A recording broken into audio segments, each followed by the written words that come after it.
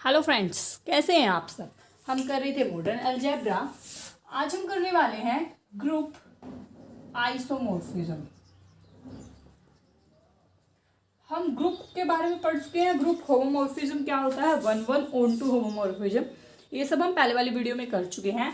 और हम होमोमॉर्फिज्म कैसे निकालते हैं, मतलब number of group homomorphism from Zm से Zn, 1 1 होमोमॉर्फिज्म फ्रॉम Zn से Zn और ऑन टू। ये सब हमने लास्ट वीडियो में कवर किया था। इंपॉर्टेंट वीडियो है, जिसने नहीं देखी है देख लेना, क्योंकि इस पे क्वेश्चन पक्का डेफिनेटली आता है।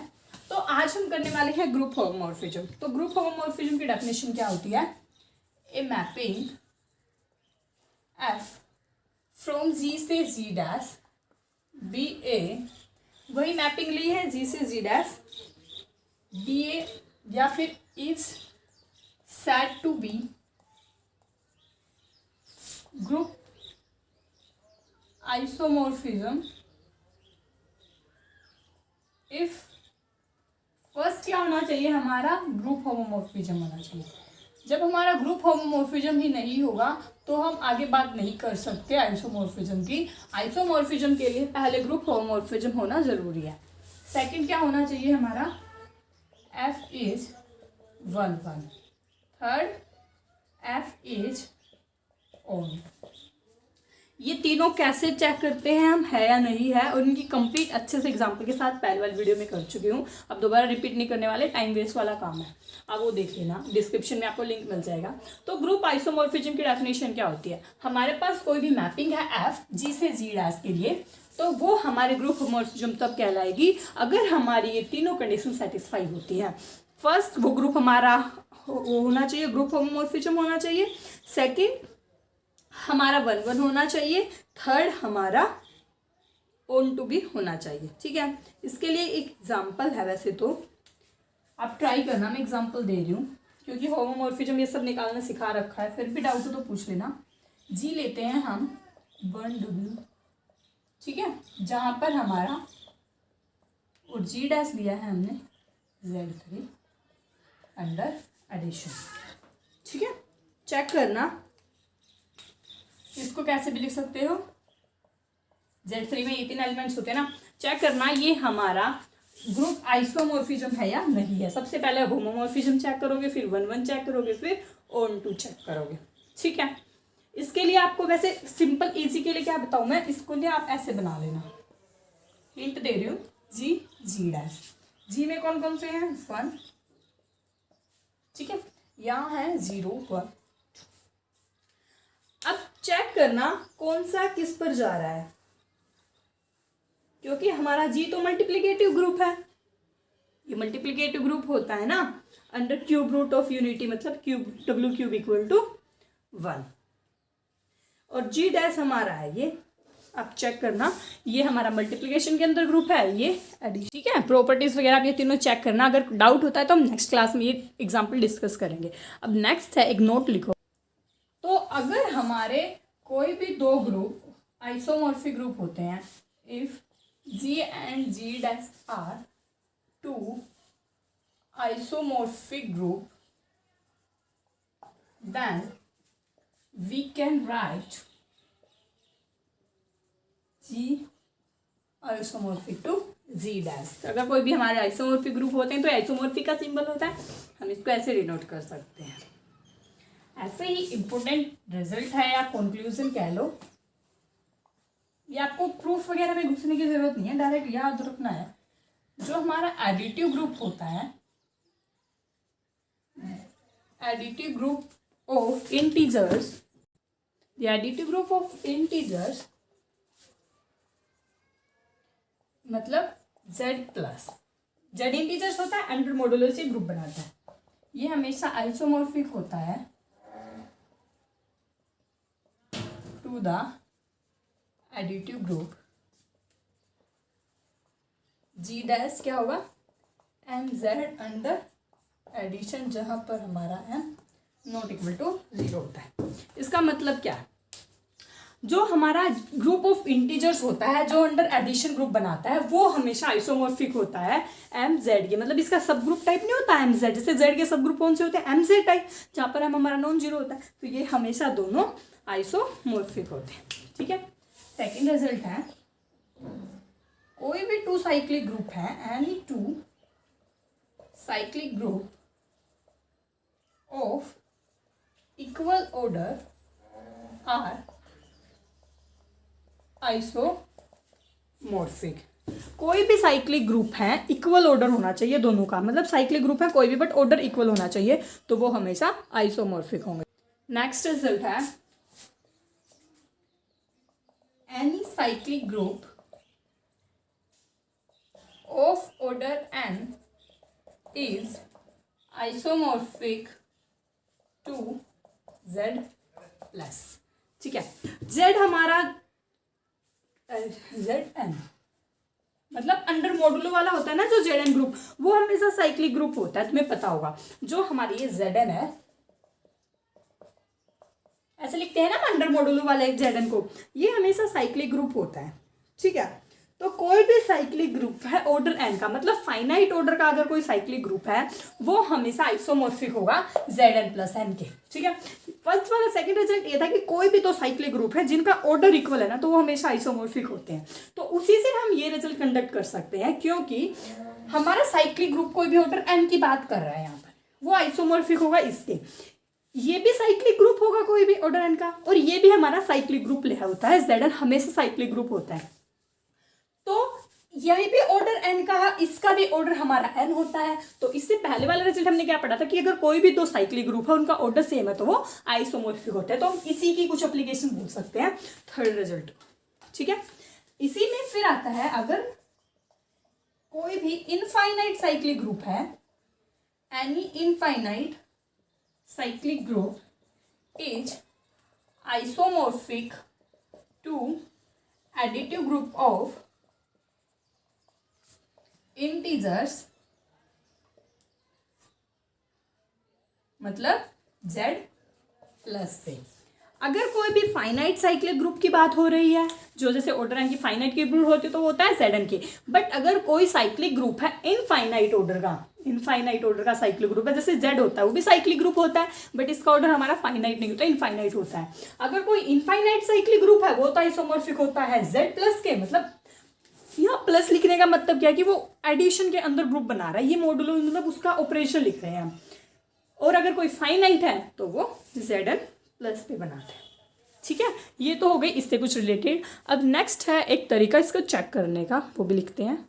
नेक्स्ट रिजल्ट जैसे हमारा ये है, नोट में लिख लो या रिजल्ट में, let G be an abelian group of order and then a mapping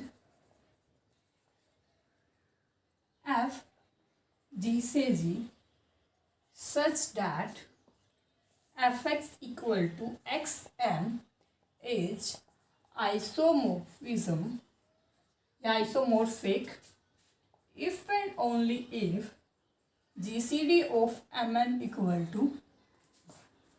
समझो ये रिजल्ट क्या कह रहा है। अगर हमारा कोई भी अबेलियन ग्रुप है, सबसे पहले बात हो रही है हमारा जी क्या होना चाहिए, अबेलियन ग्रुप होना चाहिए। अबेलियन ग्रुप होना चाहिए, ऑर्डर एन की बात हो रही है, मतलब ऑर्डर कोई भी ऑर्डर एन हो जाता है बट फाइनाइट ऑर्डर होना चाहिए, और अबेलियन ग्रुप है कोई भी फाइनाइट ऑर्डर का। तब हमारी कोई मैपिंग है एफ जी से जी, सेम ग्रुप ले रहे हैं हम जी से जी, सच दैट जो हमारा एफ एक्स है वो एक्स पावर एम है, वो कब आइसोमॉर्फिक होगा, अगर हमारा जीसीडी मतलब ग्रेटेस्ट कॉमन डिवाइजर एम और एन का इक्वल हो जाता है, मतलब उसके ऑर्डर एन का और यहाँ पे जो पावर है उसका अगर जीसीडी 1 है तो वो हमेशा आइसोमॉर्फिज्म होगा। ठीक है, जैसे for example let G be an abelian group of order 6, then mapping phi x equal to x की पावर 5 is isomorphism। ठीक है, कैसे, हमारा ग्रुप दिया है अबिलियन ग्रुप है, फर्स्ट कंडीशन सेटिस्फाई हो रही है, फाइनाइट ऑर्डर का है, 6 ऑर्डर का है, ठीक है। तो ऑर्डर ऑफ जी क्या है 6, ऑर्डर फाइनाइट है, अबिलियन भी है, और हमारी मैपिंग दी हुई है 5x इक्वल टू x की पावर 5। तो m यहाँ पर क्या है 5, ऑर्डर क्या है 6, तो GCD और 5 6 क्या होता है 1, इनमें कोई कॉमन नहीं होता, 1 ही होता है, तो इसलिए ये दोनों हमारे आइसोमॉर्फिक होते हैं, ठीक है। जैसे नेक्स्ट एक और क्वेश्चन लिख लो, पेपर में आया हुआ क्वेश्चन है ये, IIT JAM में आया हुआ है। Let G be a group of order 7 and 5x equal to x की power 4 for all x belongs to G, then 5 is A option है नॉट 1 1, B है नॉट ऑन 2, C है नॉट होमोमॉर्फिज्म, D है isomorphism, ठीक है। बताओ क्या होगा। हमने ऊपर वाला ही रिजल्ट किया है, अगर कोई भी ग्रुप है फाइनाइट ऑर्डर का। अब इसमें तुम्हें एक और बात चेक करनी पड़ेगी, हमें ये तो दे दिया कि ग्रुप का ऑर्डर 7 है, बट हमें ये देखना पड़ेगा ये अबिलियन है या नहीं है। तो हमें पता है प्राइम ऑर्डर हमेशा साइक्लिक होता है, कोई भी ग्रुप होता है प्राइम ऑर्डर का ऑलवेज साइक्लिक होता है। लिख लेना ये result, every group of prime order is always cyclic, ठीक है। तो ये 7 है, प्राइम नंबर है, साइक्लिक है, साइक्लिक इंप्लाइज करता है अबिलियन को, बट अबिलियन इंप्लाइज नहीं करता साइक्लिक को, ठीक है। इसके एग्जांपल के साथ पहले डिस्कस कर चुके हैं हम, देख लेना पहले वाली वीडियो। तो हमारे प्राइम ऑर्डर है तो ये अबिलियन हो गया, ठीक है। अब हमें चेक करना है ये अबिलियन है, अबिलियन है तो हमें चेक करो 7 और 4 का GCD क्या है 1। हमारा रिजल्ट क्या कहता है, अगर दोनों का GCD 1 आ जाता है तो वो आइसोमॉर्फिज्म होते हैं, ठीक है। तो हमारा डी ऑप्शन तो हो गया सही, आइसोमॉर्फिज्म तो ये है। अब आइसोमॉर्फिज्म के डेफिनेशन में क्या आता है कि सबसे पहली बात वो ग्रुप होमोमॉर्फिज्म होना चाहिए, 1 1 होना चाहिए, 1 2 होना चाहिए। तो अगर हमारा ग्रुप आइसोमॉर्फिज्म आ गया तो वो होमोमॉर्फिज्म भी होगा, 1 1 भी होगा, ऑन 2 भी होगा। हमें ऑप्शन में दिया नोट 1 1 गलत, नोट ऑन 2 गलत, नोट होमोफिज्म गलत, क्योंकि ये तो तीनों होगा। अगर आइसोमॉर्फिज्म है तो वो ग्रुप होमो भी होगा, 1 1 भी होगा, ऑन 2 भी होगा। ये IIT JAM में आया हुआ है पेपर का क्वेश्चन। अब डायरेक्ट रिजल्ट याद करो, उससे आपको डायरेक्ट आइडिया लग जाएगा, ठीक है। तो ये होगी ग्रुप आइसोमॉर्फिज्म की बात। अब किसी ने लास्ट वीडियो में पूछा था कि आइसोमॉर्फिज्म की सेकंड और थर्ड थ्योरम और बता दो। वैसे वो कोई काम की नहीं है हमारे, मतलब उसका एज ए सच यूज नहीं है, फिर भी डेफिनेशन कर मतलब उसकी स्टेटमेंट कर लेते हैं। होमोमॉर्फिज्म, तो हमारी second theorem of group homomorphism क्या कहती है, let f be a homomorphism have be a group homomorphism G से जी डैश, मतलब एफ है हमारा कोई भी जी से, ठीक है, ग्रुप होमोमॉर्फिज्म है जी से जी, और ये ऑन टू मैपिंग है। मतलब क्या कहना चाह रहा है ये, एफ ग्रुप होमोमॉर्फिज्म था of G onto G dash, जो हम मैपिंग ले रहे हैं जी से जी डैश वो ऑन टू है, और एच है हमारा kernel of F, K dash है normal subgroup of G dash, and K है F X belongs to K dash, मतलब उसको हम कैसे भी लिख सकते हैं F inverse K, then K is normal subgroup of G containing H, then G by K isomorphic to G dash by K dash, ठीक है। क्या है ये इसकी डेफिनेशन, हमारा कोई भी F ग्रुप होमोमॉर्फिज्म है G से ऑन टू G डैश, और H है कर्नल ऑफ F, जो हमने कर्नल पढ़ा था ना वही कर्नल की बात हो रही है, और K डैश कोई भी नॉर्मल सब ग्रुप है G डैश का, तब हमारा के है वो नॉर्मल सब ग्रुप है जी का, कंटेनिंग एच को कंटेन करता हुआ, तब जी बाई के किसके आइसोमॉर्फिक होगा, जी डैश बाई के डैश। ठीक है, थर्ड को हम नेक्स्ट वीडियो में करेंगे, ज़्यादा वीडियो लंबी हो जाएगी। Thanks for watching.